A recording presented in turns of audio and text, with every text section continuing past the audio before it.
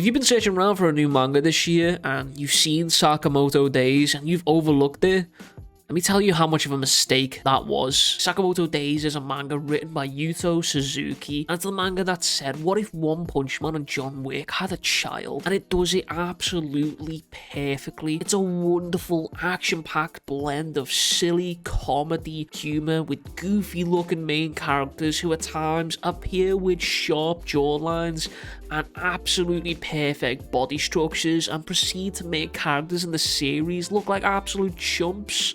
Does that sound familiar? And you're probably wondering, where does John Wick even fit into this? And I'll tell you that the main character, Taro Sakamoto, in this series is a man who retired from the world of assassins and the business of assassination in pursuit of the quiet, happy life with a family, a wife, a daughter, a happy family life. And I mentioned he's a family man now. But where the series differs from John Wick is it doesn't just open up with straight up dog murder. Fuck you, John Wick, for that scene. In fact, the series isn't all that dark. Well, I mean, you see like the fair amount of violence throughout the series, but it's nothing crazy to a lot of series, and unless the series is about to drop the absolute bombshell soon and wipe some of the main characters Game of Thrones style out, then it's a pretty safe bet to assume that when you're reading, the main characters are often completely safe from death through the power of writing and some wonderful force called plot armor. And that's not a bad thing. In fact, for myself, come from Hunter x Hunter, Jujutsu, and Attack on Titan, and many other series like Berserk, where characters can be annihilated, maimed, or at any given moment just completely killed off. Sakamoto Days feels like an absolute breath of fresh air. But now let's talk about the art.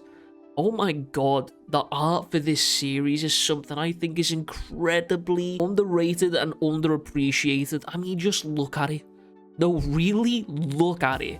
Like, this artwork is incredible at conveying the ungodly speed these absolute freaks of nature human beings move at. And then there's the vibes. Oh my god, the vibes. Vibes you get from some characters and panels in this series are phenomenal. The sudden switch from goofy motherfucker to will absolutely destroy your bloodline and end your entire existence in a femtosecond is wondrous. And if you're expecting some sort of supernatural power, then I hate to disappoint you, but so far these quote-unquote humans are all just that, human. And humans at the absolute peak of their power and evolution in strength, speed, dexterity, and intelligence, which makes it even more incredible when they throw each other around buildings and throwing each other through concrete structures like they're just fresh white snow on the floor. These characters treat their environments like their playground, and it's absolutely incredible to read and witness. Right now the series only has 99 chapters,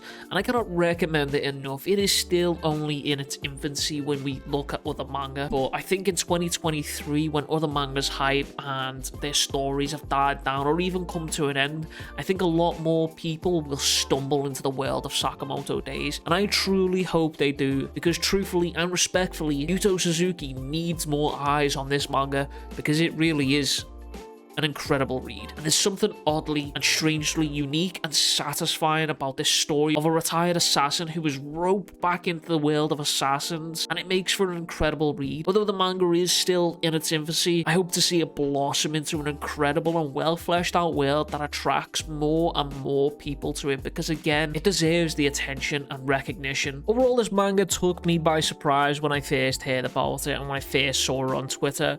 Something about this dad bod badass just felt like it would be a seriously good and entertaining read, and honestly I definitely have not been disappointed by it so far.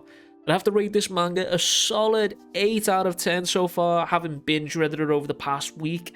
And to sum it all up in a short little segment, I'd say it's a goofy story filled with inspiration and action scenes inspired by John Wick and One Punch Man. And if you're a fan of either of those series where you can brain off and read and enjoy the action and appreciate it for what it is, then look no further. But that is all from me, and I hope you enjoyed this video. And if you did, be sure to like, comment, and subscribe. And maybe consider becoming a member to the channel, as it truly does help me out. And I'll catch you guys all in the next one. Much love, big kisses, peace.